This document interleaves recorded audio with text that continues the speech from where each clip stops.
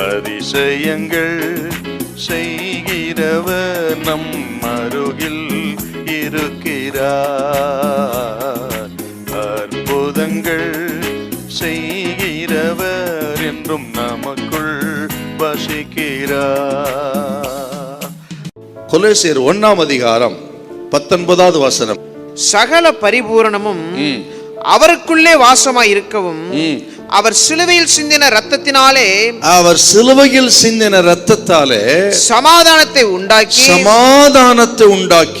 பூலோகத்தில் உள்ளவைகள் பரலோகத்தில் உள்ளவைகள் யாவையும் அவர் மூலமாய் தமக்கு ஒப்புரவாக்கி கொள்ளவும் அவருக்கு பிரியமாயிற்று. ஆக சமாதானம் எப்படி வரும் அப்படின்னா, இயேசு கிறிஸ்து சிலுவையில் சிந்தின இரத்தத்தினால் தான் சமாதானம்.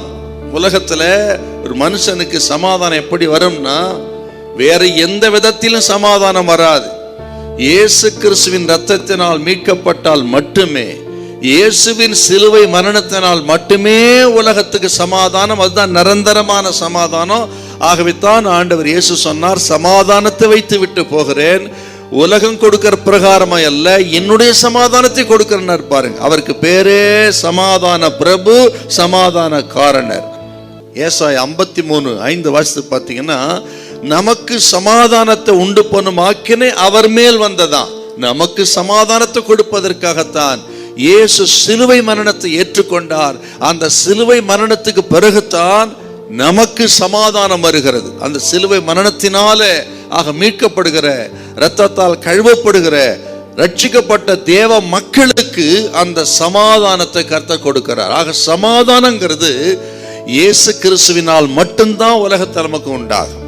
சில நினைக்கலாம், நாங்க சமாதானம் இல்லையா, நாங்க பணக்காரரா இருக்கிறோம், வசதி வாய்ப்புகளோடு இருக்கிறோம், எங்களுக்கு ஒரு குறையும் இல்லை, ஆக நாங்கள் நிம்மதியா இல்லையா என்றெல்லாம் கேட்கலாம்.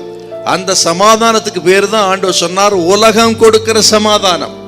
அந்த உலகம் கொடுக்கிற சமாதானம் நிரந்தரமானது கிடையாது. ஆக பணம் இருக்கிற வரையிலும் சமாதானம் இருக்கும், பணம் போனா அதுவும் போயிடும். பதவி இருக்கிற வரையில தான் சமாதானம் இருக்கும், பதவி போச்சுன்னா சமாதானம் கூடவே போயிடும். அதுக்கு பேர் தான் உலகம் கொடுக்கிற சமாதானம். ஆனால் இயேசு கொடுக்கிற சமாதானம் நிரந்தரமானது.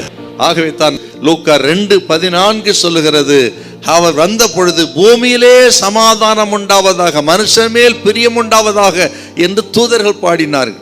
ஆக இயேசு கிறிஸ்துவின் வருகைதான் பூமிக்கு சமாதானம். ஆக இந்த சமாதானம் யாருக்கு? இரத்தத்தால் மீட்கப்படுகிற மக்களுக்கு. அப்படி மீட்கப்படவில்லை என்று சொன்னால் சமாதானத்துக்காக காத்திருப்பது வீணல்லவா? நாம் வீணாக அல்ல, இரத்தத்தால் மீட்கப்பட்ட ஜனம் நாம் மகிழ்ச்சியாய் காத்திருப்போம். சமாதான பிரபு நமது குடும்பங்களுக்கு சமாதானத்தை கொடுப்பார், சந்தோஷத்தை கொடுப்பார், நமது காரியங்களை வாய்க்க பண்ணுவார்.